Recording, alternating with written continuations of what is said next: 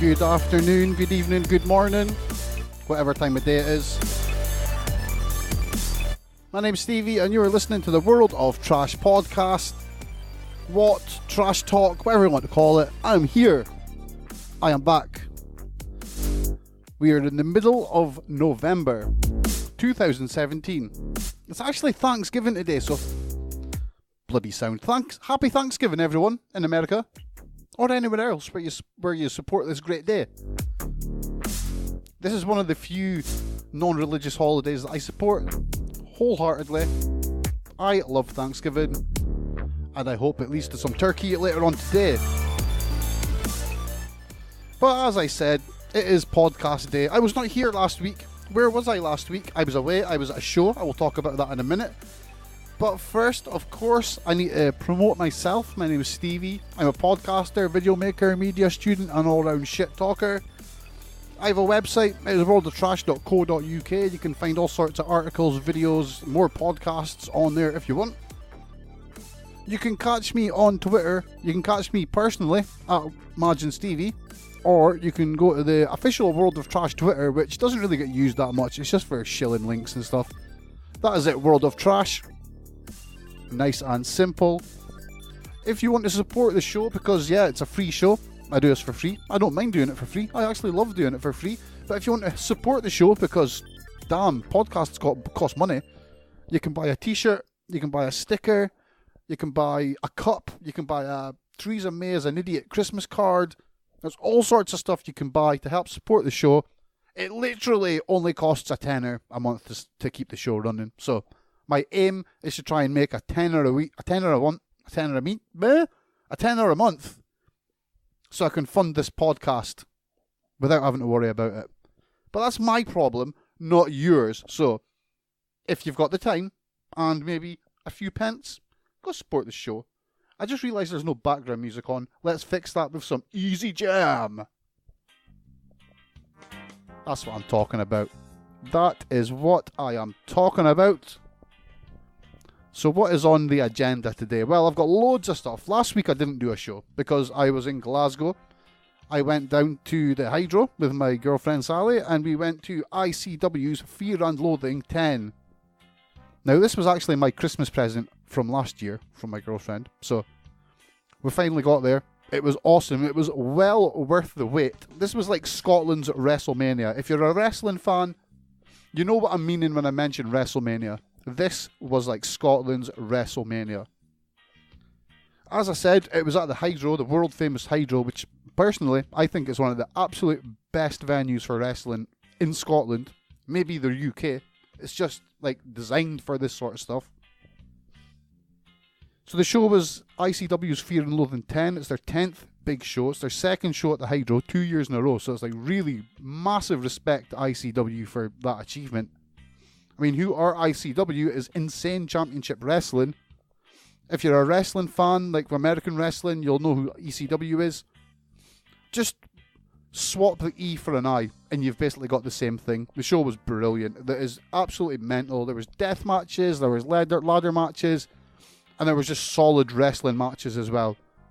The main event of the night was Joe Coffey versus BT Gunn, and that was for the undisputed ICW Championship, as we had Joe Coffey with the ICW Heavyweight Championship, and we had BT Gunn, who was the Zero G Championship. The main event it's been built up for months and months. It was the two guys that have been ICW forever, both cracking wrestlers. BT Gunn's probably got the biggest chop you'll ever see. It looks just hellish. I know people have taken it. I feel sorry for them for taking chops from him. It just looks savage. Joe Coffey, in my opinion, he's probably one of the best in Scotland right now. Why he has not been signed by WWE is a mystery to me, but I'm sure it will happen sooner rather than later. I know that recently his brother Mark Coffey had a tryout for WWE, so they are on the radar. The Fed know about them, and it's only a matter of time. But back to the show. Also on the show, which I thought was brilliant, Kevin Nash, big sexy. He was on the show. He was the guest enforcer for the night. He enforced the law. He didn't take any shit. He loved that he was able to swear because obviously Insane Championship Wrestling is an adult-focused wrestling promotion. It is not targeted or created for kids in any way. So he was allowed to drop F-bombs as much as he liked. He seemed to be in heaven, making money and not doing much work, living the dream. Also on the show, Rey Mysterio, Mr. 619, which was great because I couldn't remember if I've actually seen Rey Mysterio live on a show before. It turns out, well, now I have. I don't think I have, but I've seen him now. Although, at the start of his match, it was quite funny because, well, we don't really know what happened. It just kind of happened. He was late. He was late for his match. So his match was against a guy called Kenny Williams. So, Kenny comes out to the ring, does his entrance. Everyone's cheering, like, yeah, let's go, Kenny. I can't remember the chants. People love Kenny Williams. He's another really good Scottish wrestler. So it came time for Rey Mysterio to make his grand entrance into the Hydro at ICW. His music played, and it played for longer. Sally asked me, like, when's he going to come out? I was like, oh, he's doing that thing. He's doing that dramatic thing. There's clearly a bit in the song where he has to wait for, and he can only come out at that bit of the song because that's his thing. Because wrestlers are like that. They'll have a song, and there'll be a bit in the music, a little hook, and they're like, that's where I come out. That's where I come out. And sometimes they'll wait a whole 3 minutes and then come out, which is a bit silly, but it happens in wrestling. So I think I thought that was what was happening. Everyone, I think, thought that was what was happening, but he didn't come out. There was no Rey Mysterio. It was a mystery to me where Rey had gone to.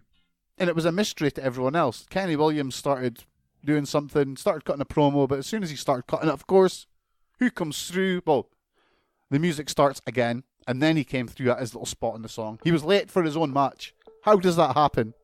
Rey, I mean, come on. I know you're short, but you surely can see a clock on the wall. Anyway, that was a good match. It was just a little match. Didn't expect mad amounts of stuff, because, I mean, Rey Mysterio, bless him, he's an awesome wrestler, but he's at the more tail end of his career, so you're not going to be getting the flips and moonsaults that you were getting 15 years ago, or even 10 years ago. It's a much more grounded style he wrestles now. It was good. The match was there. It was a match. It was good. We got to see Rey Mysterio. Another big star on the show that I was maybe a bit more hyped to see than Rey Mysterio was the whole freaking show, Rob Van Dam. The match he was in was a three-way match against... Now, one of them was Zach Gibson, who's from Liverpool. I think he's awesome. I'm a total fan of Zach Gibson. I've seen him in a few other wrestling promotions. He's cool. The third man in the match completely slips my mind, and I forgot to write it down. So, man, there was a third man. It was a match. Again, Rey Mysterio's getting older now. You're not going to get all the flips and mad stuff, but we did get a split leg and moonsault and a rolling thunder, which was great. And, of course, on the show, this was cool for me. One of my friends, Aspen Faith, he's a wrestler at ICW, WrestleZone in Aberdeen, and a whole lot of other places, but when I had aspirations of being a wrestler, I remember the day when he walked through the door and came and started his training. So he's someone I used to train with, and it's bloody amazing to see someone from Aberdeen going from the place that I was training at to now wrestling in probably one of the UK's most widely known and biggest promotions. I mean, it's definitely the best promotion in Scotland, hands down. Possibly in the UK as well. But regardless, I digress, because seeing someone that like I trained with in that place just was amazing. It was like, good on him, so proud of him that he's doing that. And he's like, not only was he on the show, but him, Lewis Gervin, the Kings of Catch, they were all over the bloody show. So I'm interested to see where it's going, and hopefully one day he becomes the first person from Aberdeen to wrestle in WWE or in like Japan or one of the big promotions. All in all, the show was great. It was a longer show. I don't mind that. That's what I was there for. Solid wrestling, solid action, and yeah, I got to see a death match in person for the first time. I've always watched death matches on video, and I've seen, I've been to a few wrestling events where they've had like hardcore matches, someone's got a bit of blood. Yeah, that's cool, but it wasn't a death match. This was a death match. I'm talking, there was a crucifix that was created and made from like grip rods that you lay carpet on the floor. There's all sorts of savageness. It was great. MVPs of that match, obviously Stevie, who won the match, Chris Renfrew, and Mikey Whiplash, who again, Another one of my favourite wrestlers in Britain. Bloody awesome. But yeah, it was a great, great show. As soon as it comes out on demand, if you're a wrestling fan, I say you go watch it. Because it was bloody great. It was Scotland's WrestleMania. No, scratch that. Britain's WrestleMania. And that's my coverage of this. And that is the only wrestling talk I'm probably going to do until I go to the next wrestling show on the podcast. Because this is not a wrestling podcast. That was just what I was doing. And I've got loads more topics to go on about today.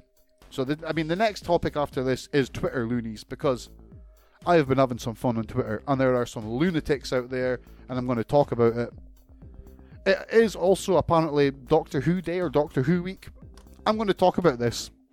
And why am I going to talk about this? I'm going to talk about the changing of the sexuality from a male to a female for the lead role of this show. Because it's something I have an issue with. And what I have an issue with even more is the fact that you cannot discuss this on social media without a ton of people coming in and trying to make out that you're the second coming of bloody Jimmy Savile, which is just not the case. Not the case in the slightest. I'm also going to talk about why I was wrong on Brexit. I mean, really wrong. I mean, so wrong that I'm going to apologise.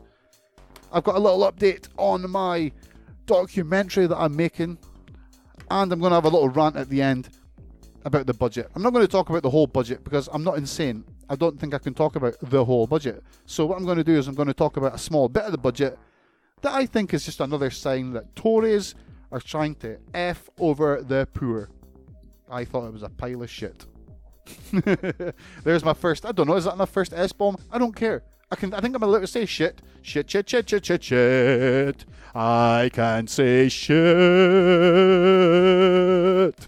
Because it's my show. It's only if you F-bomb or say the C word, the dreaded C word, that things get happen and things get bad. So I'm going to tread the line carefully. Living in that grey area. That shitty grey area where I can say shit as much as I want. Shit. The only people that care now are YouTube. It's time for me to shut up, get a drink. Here is a song. It's called Other Way by Otis McDonald, whoever he is. He's a good lad because he puts his music for free on the internet.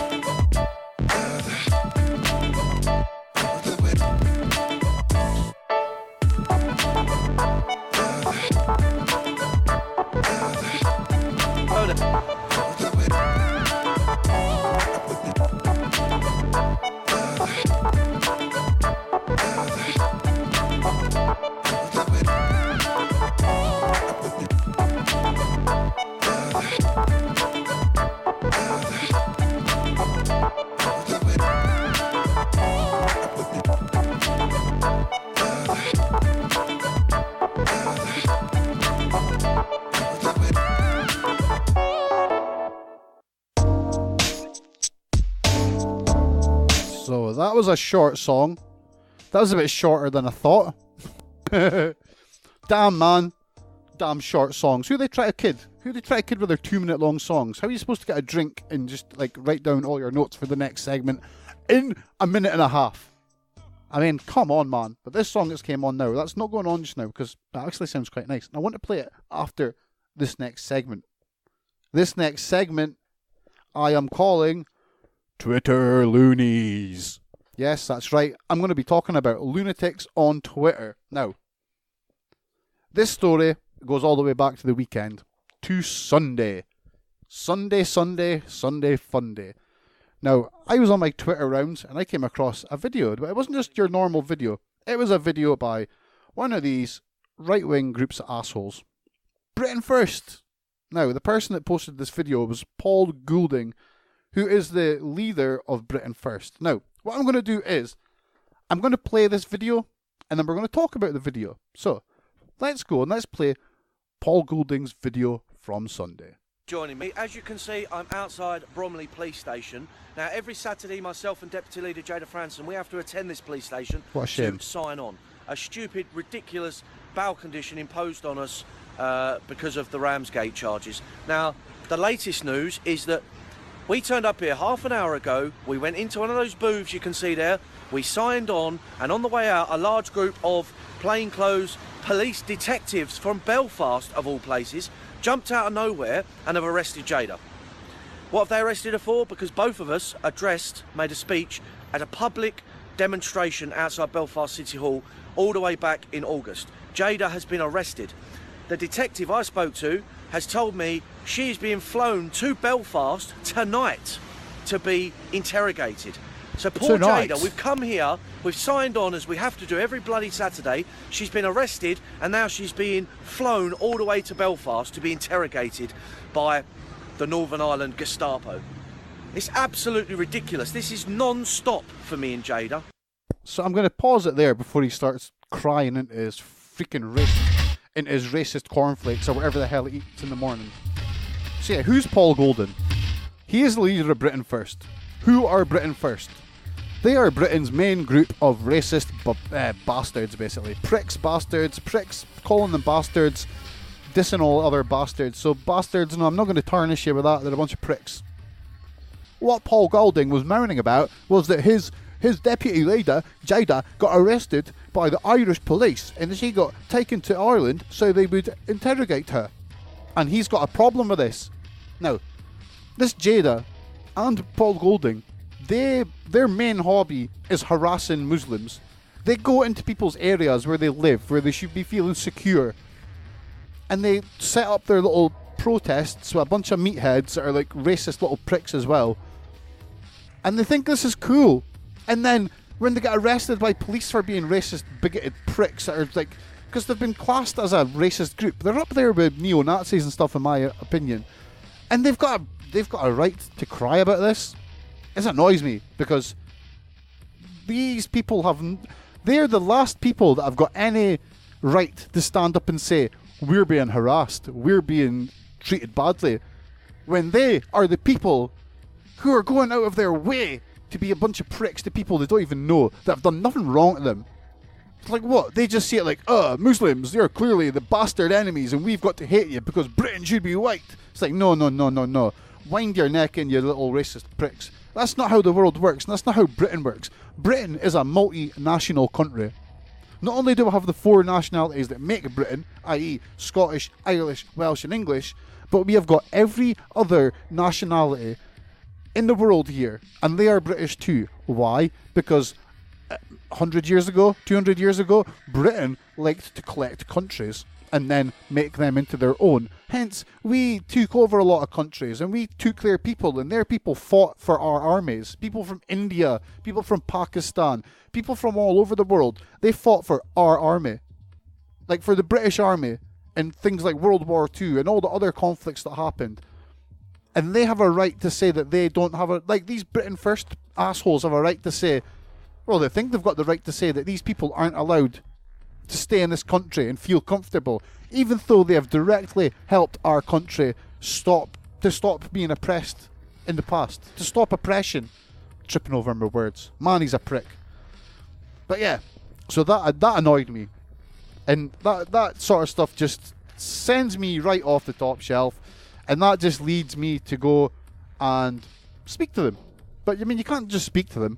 It's social networking. It's a social media bubble that we live in. So of course you just tweet directly at them, and now that you can tweet with way more characters, it's a lot more fun. So my reply to that stupid video, which was, I'm going to name and shame here. So Paul Goulding posted it. There was a guy called Jeff Cofifi, who's basically Britain First's mouthpiece. He just basically retweets anything that Britain First post and replies to it. I don't think he's a part of them, but he's one of, like, this is what I'm getting at. There's Twitter loonies here, and they're not necessarily part of the groups, but they're just insane. So the fight that causes, not knowing what the hell they're on about, or the people they're supporting it, or maybe they do. Maybe they're all paid people. Maybe they're paying these people to comment and fight back with people that are posting stuff against them, because wake up call is 2017, and that is a very widely used PR technique. If there's a big issue happening and you see people talking up against it, chances are 1% of them are paid people that are paid to try and steer the conversation away from the rage that it's causing. But I digress. I replied to them with, maybe if you weren't a bunch of racist and Islamophobic pricks, this would not happen, i.e. her being arrested. I continued, it's just a shame they never got beat up all in the cells. You know, like their people do to actual innocent people. Now, I say that because I know someone when I stayed in Blackpool who literally got beat up by Britain First thugs because he was Scottish. Now, that is not a lie, that is a factual story that happened, and that is why I posted that.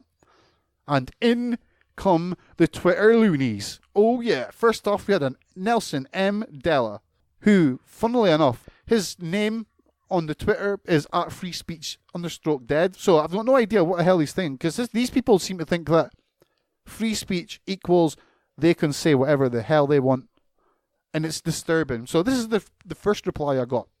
Islam isn't a race. You know, FGM, that's female genital mutilation, child rape, gay hatred, Jew hatred, stoning of women. Nice to know. Now that just blew me away. I was like, what? How the hell did he get that from me just saying Britain First are a bunch of pricks? So I was like, I replied, I was just like, wow. Hence the term Islamophobic, because we're not saying we're just saying it's Islamophobic. There's loads of different shades of racism and bigotry which this can fall into, and it falls into Islamophobia, which they don't seem to get. He then replied with, so, you do support those things. I bet your mother's proud of you. Which, again, just blew me away. It's like, you what? I say, what? I was blown away. I could not believe what I was reading. And it went on. There was loads and loads of replies like this on the post. I can't believe how freely they want to talk. I had another one who was like, I guess you Brits have never heard of free speech. This is clearly some American that's replying. He's like, I guess you Brits have never heard of free speech. And I replied, I was like, whoa, it works both ways, man. I'm allowed to speak too. And he's like, I'm not talking about you justifying police harassment over speech, you worthless maggot. So yeah, clearly I was talking to Sergeant Slaughter here because he called me a maggot, which I thought was quite funny, actually. But yeah, I'm not going to read through them all. I'm not going to name and shame them all. I'm just naming and shaming the ones that are just straight up maddos, lost in the head. But yeah, the guy that said, and again, this is the Nelson M. Mandela, and again, Islam isn't a race. I also find it strange a white man calling a black man as a racist for criticising a religion. Not the sharpest knife in the drawer, are you? No, I've got no words for that. No, I mean, it's like, what? So, because I pointed out racism, that makes me an idiot.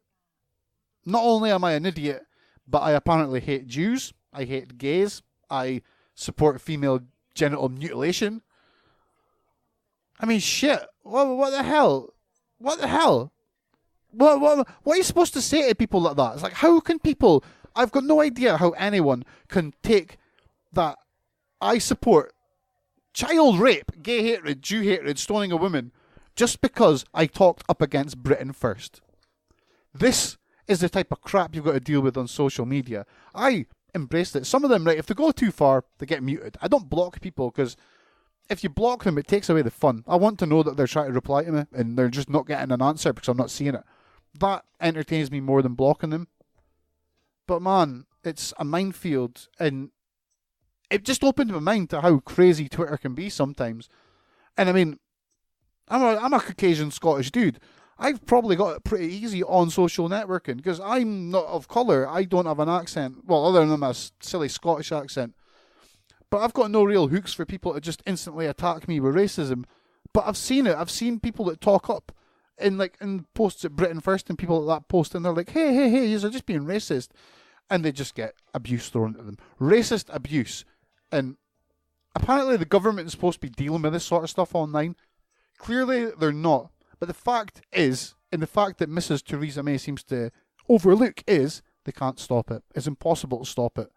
If you stop it online, they'll just start phoning each other and texting each other and creating WhatsApp groups and doing it undercover where no one will know what's happening, and it'll just get worse and worse and worse.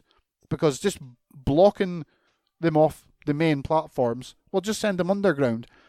What needs to happen is they need to really crack down on this crap. Personally, I think that if someone is preaching Islamophobia, if they're preaching racism, heck, if they're preaching the opposite, if they're preaching for like your ISIS-type causes, lock them up. No ifs or buts, just lock them up. There's no place in society for this sort of bigotry. It's just silly, and it's just like, well, like Britain First and all the other ones of these silly groups, all they do is they live to drag people down to their level. They live to just give people crap that they don't deserve. I mean, I could go on all day about this, but yeah, to sum it up, that was me having a rant about Britain First and their Twitter loonies. Hopefully it came out lucid, because I know I lost track and I lost my train of thought halfway through that. So it could come out anyway. It might go good, it might go bad. I honestly have no idea. So what I'm going to do is I'm going to play a longer song now. This one's called Rain Scope Down by Leggy Salad. Sounds a bit avant-garde. I'm going to be back in a sec. I'm going to get a drink. I don't know what I was going to say there. While I'm on my break, remember, you can check out worldoftrash.co.uk.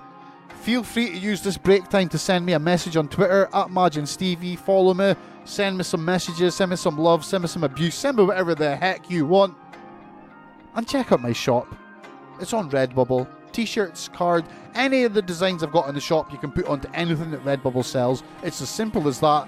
Help support the show, and I'll be back more and more and more and more and more, coming in your ears with the beauty that is my Scottish voice, even though I hate it. But it's there. Back in a minute. Oh, wrong one.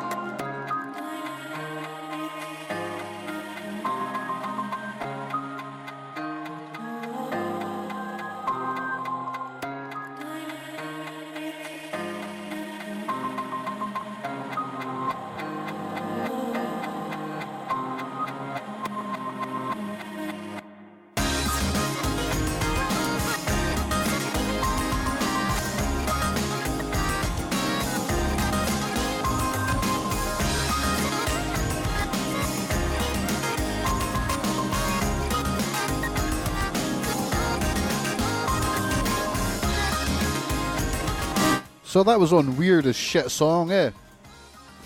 That's all I can really say about that. I was going to turn it down and talk for a little bit.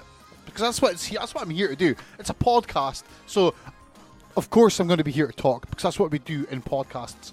We talk. If I didn't talk, it would be a bit quiet. It'd just be like this. Topics.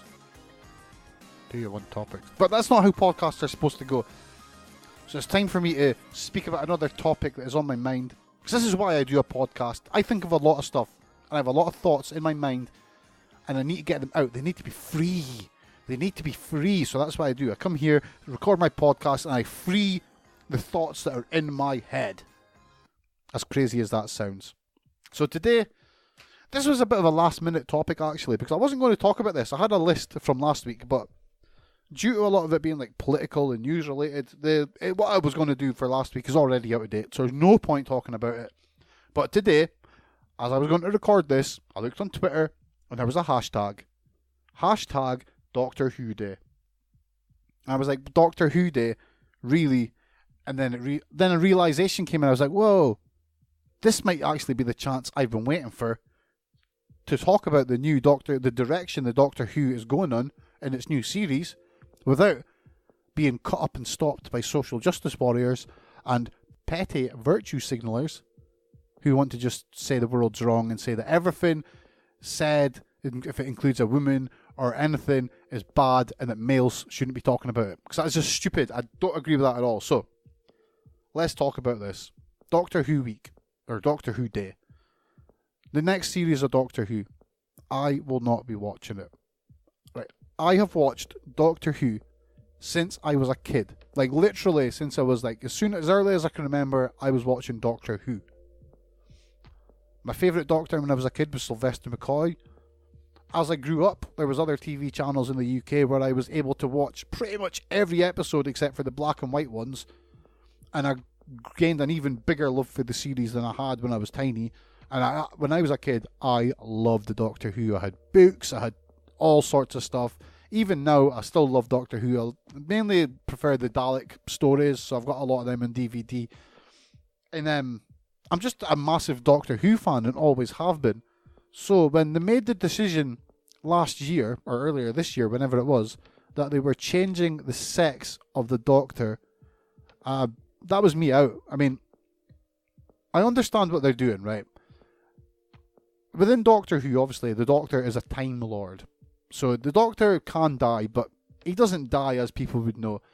The Doctor has regeneration. So when he dies, like if he gets shot or he falls down a big cliff, instead of dying, he'll regenerate. Now, we can do that 11 times.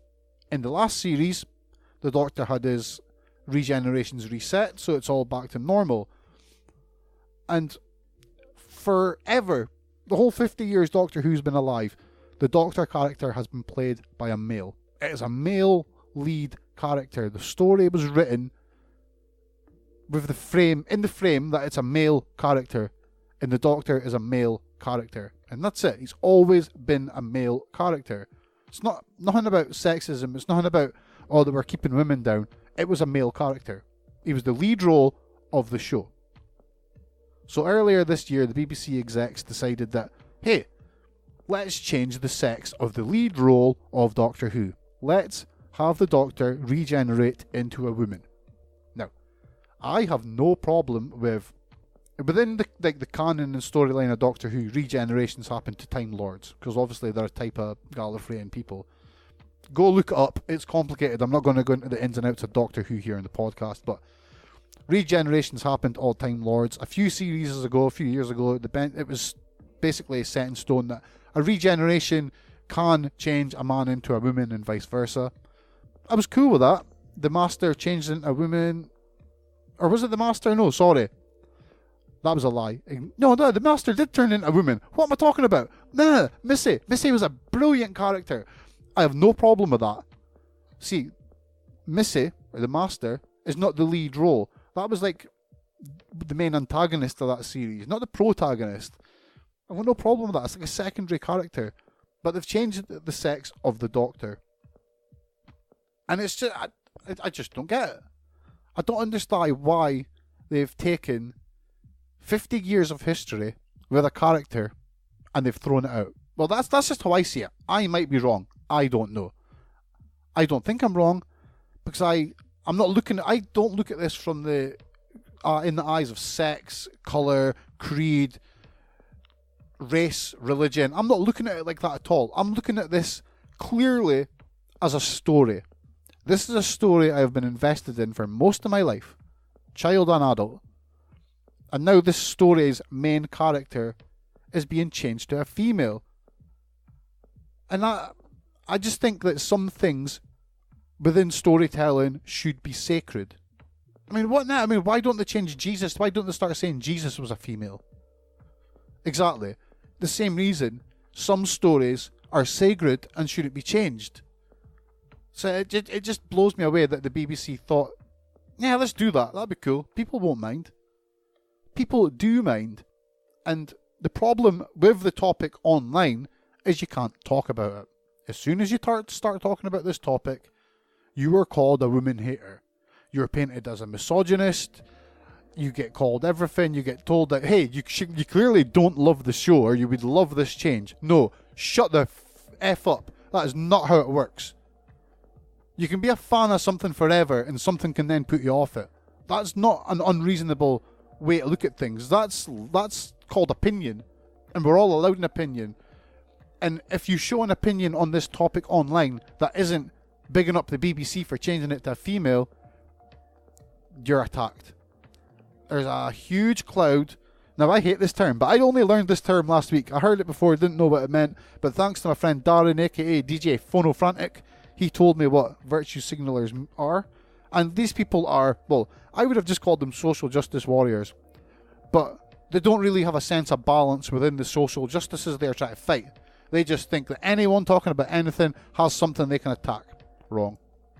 And then you've got the virtue signalers that are just coming in on top and trying to make themselves sound and look holier than thou by attacking people that are going against the BBC's plans to change a character to a female. And again, they use the excuses, misogyny, all that sort of stuff. What I would say to any of those people that are listening, or if they ever listen to this and they want to go into the Doctor Who discussion, is take everything out of the story. Sorry, take out all the races, creeds, colours, genders, everything out of the story, and let's look at this as parts of the story. If you change the male lead, I mean, this is not a bit part, this is the main character of a show. If you change the main character of the show, it is going to change the dynamics of the show. Now, where am I going with this? I have no faith that the BBC can change the Doctor into a female character without going down the route of having her being sexually harassed by aliens and all sorts of female-focused problems that the Doctor's never had. Like, why should the Doctor be worried about getting touched up by aliens? Because this is where I literally see it. I am predicting this now. You are going to get a story where there's an alien borderline getting rapey with the Doctor. You're going to get aliens that are trying to touch her up and she's going to slap him saying, oh, that's not how you treat a female. It's going to be laden with this. And that's not me being misogynistic. That's me having zero faith that the BBC could do something like this and go in depth with the story without cheapening it and adding these extra bits that were never ever a part of Doctor Who. Because never was the fact that Doctor was a man part of the story. He was just a man. Because that's what he was. He is the Doctor. I mean, where will it end? Where will it end? That's what I say. I mean, I mentioned Jesus. Are they going to change Jesus to a female? Maybe he was actually called Jane. You know what I mean? Maybe it was Jane. Was it Mary and Julia that had Jane, the baby? Where's it going to go? I mean, why are they going to start changing other main characters and stories into females? I mean, what's going to happen? Peaky Blinders, a show I'm into just now. Are they going to change the main character? Is Thomas Shelby going to become Tomalina Shelby? Where's it? Where? I mean, on the other side of that, why don't we change some of the female anchors on TV? Like, what's it called? Loose Women. Why don't we change it to all men hosting Loose Women if we want to get real balance with things? Why? Where's the Loose Men show? Why is there no Loose Men show? It's the type of thing I could go on about for ages, and it's the type of thing that if ever you talk about this, you get attacked for it, and you get called a misogynist for no reason. And I'm just making the case now. it's not the way it is. People that are discussing this and attacking people really need to shut up and listen to what people are saying, and not just go on the first little thing they see and say, oh, attack, attack, attack. You said women. That means you're a misogynist. No. How about you dial back the anger, frustration, and keyboard warriorness and have proper discussions with people on this topic? Because 99.9% of the people that I have seen getting attacked, called the misogynists or whatever, have not been being bad in any way. There's nothing wrong with what they've been saying, and what they've been saying is a totally fair point on Doctor Who, coming from a fan and people who have loved the show for decades. So yeah, end rant. I'm going to give that rant a 3 out of 10. I don't think it came across very well on the rantometer. But hey, I'm not the judge of this. You're the judge of this. If you've got a problem with my rants, hit me up on Twitter, @MY&nbsp. But yeah, I'd love to hear what you think on any of this topic. So give me your feedback. Send your feedback to podcasts@worldoftrash.co.uk. I will answer them, and I will reply to them on the show. So what does that mean now? It means I've only got a few more topics to talk about, which is pretty cool. Although I'm quickly running out of time, and I've got to leave because I've got to go back to university for more marketing classes. So very quickly, I'm going to play a song. I'm going to shut up. Let's get a song on. This one's going to get changed to the next one, so I'm going to shut up and play a song. It's called Crate Digger by Gunnar Alderson.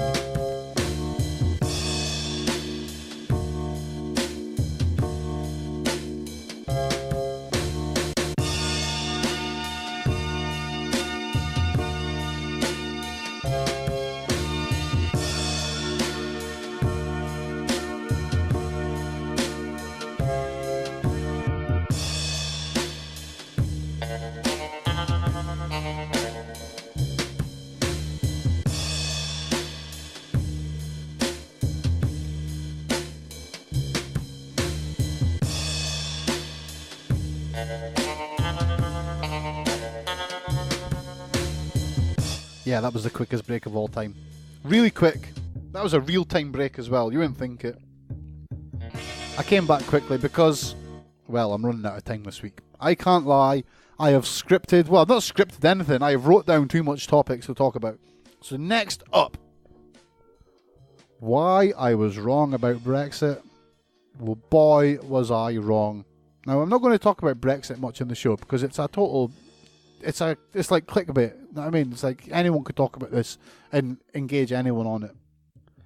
But my angle on this is I was wrong. Now, I voted leave. But before you start attacking and saying, he went with the red bus and the problem, I didn't vote on any of the stuff that happened in the referendum. Everything that was said in that referendum by both sides was a pile of shit. You had one side that was lying, saying you're going to get the promised land delivered to you, and the other side were just using Project Fear, the same way they did in the Scottish referendum. But I digress. My decision was made during the Scottish referendum, because people might not think about it, but when the Scottish referendum was happening for our independence, there was all talk about the EU referendum there and then. And before the Scottish referendum had even happened, my decision had been made to vote leave out of the EU. One, because I was voting for Scottish independence, so why would you vote for Scottish independence and not vote to leave the EU? Because that's still not being independent. And I forget the other one. See, this is how ill-informed I was. Well, I wasn't ill-informed. It's just the way it is. I just didn't like it. I didn't trust the EU. And, yeah, the hypocritical bit, that's basically it. I didn't like the EU. That's fair enough. Everyone is allowed an opinion. If you like the EU, that's fair enough. If you don't like it, that's also fair enough. But yeah, my point being, my election decision was made up before the referendum date was even announced. And boy, did I get this wrong. I voted leave, as I said. I'm going to admit it. I was really, really naive when I voted leave. I voted leave. Well, I thought that our political parties mainly the Tories, would then work with Labour, pull everyone into one big group, cross-party, and make it work for the country. Because I do believe that there is a way that Brexit could happen and it could work for everyone and benefit us, and there would be very little change. Like, for instance, single market. There is a way to get a deal done on the single market. It's just that the Tories have been really, really stupid about it.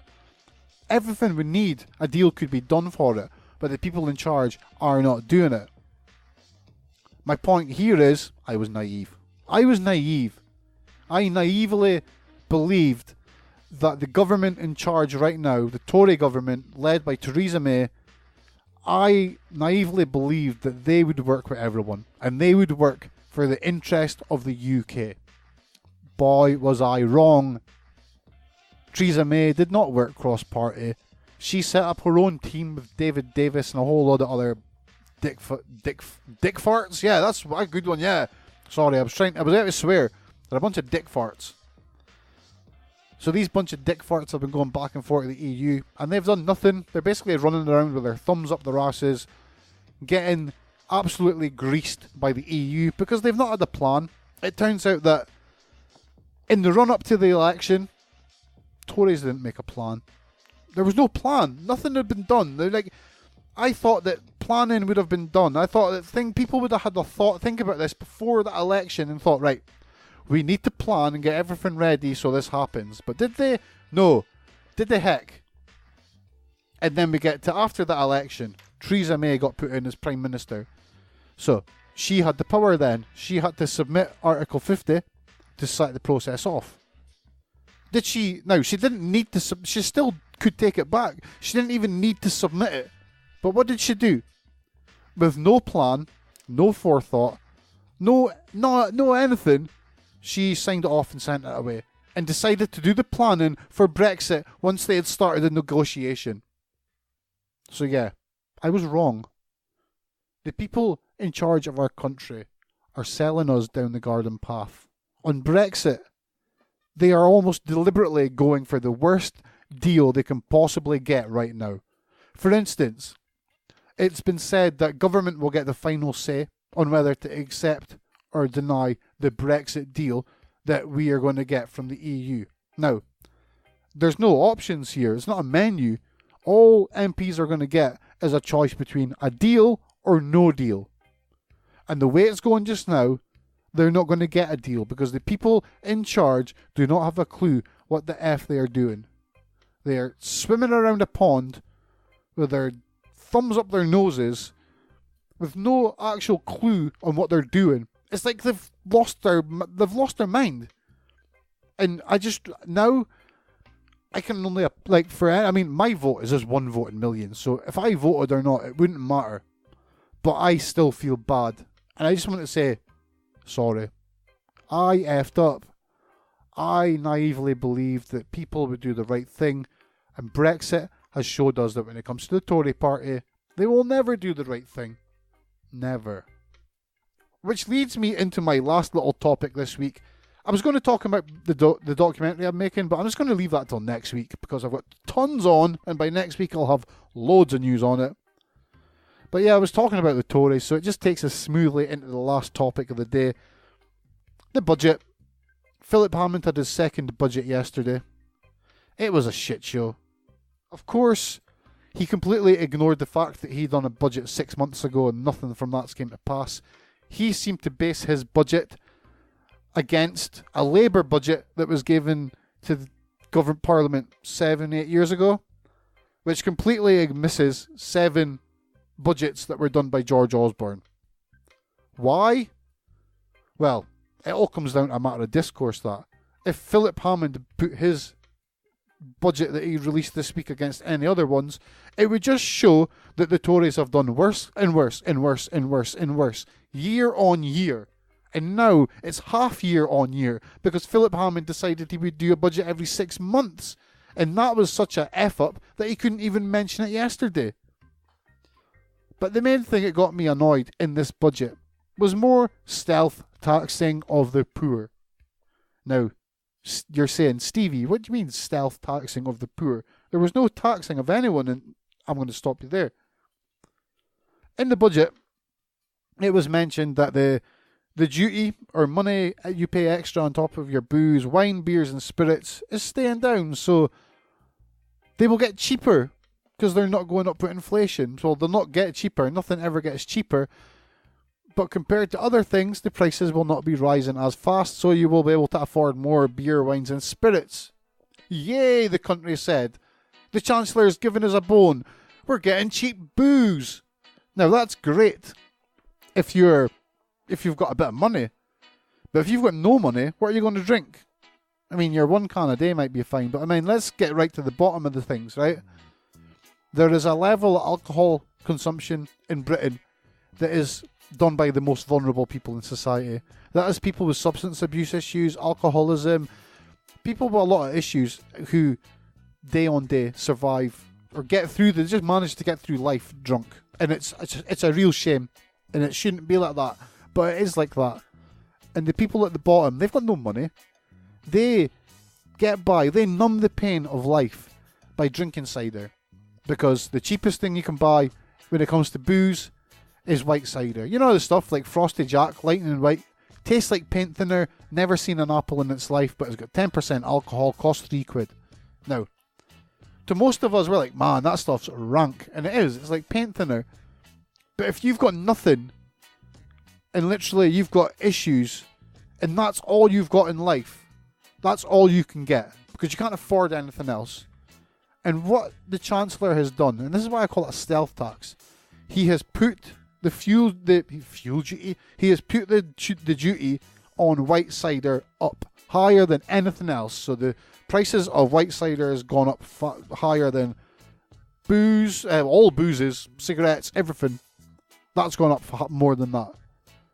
So that is a rise in tax that does not affect the rich. It does not affect the middle class. It does not affect the upper middle class, lower middle class.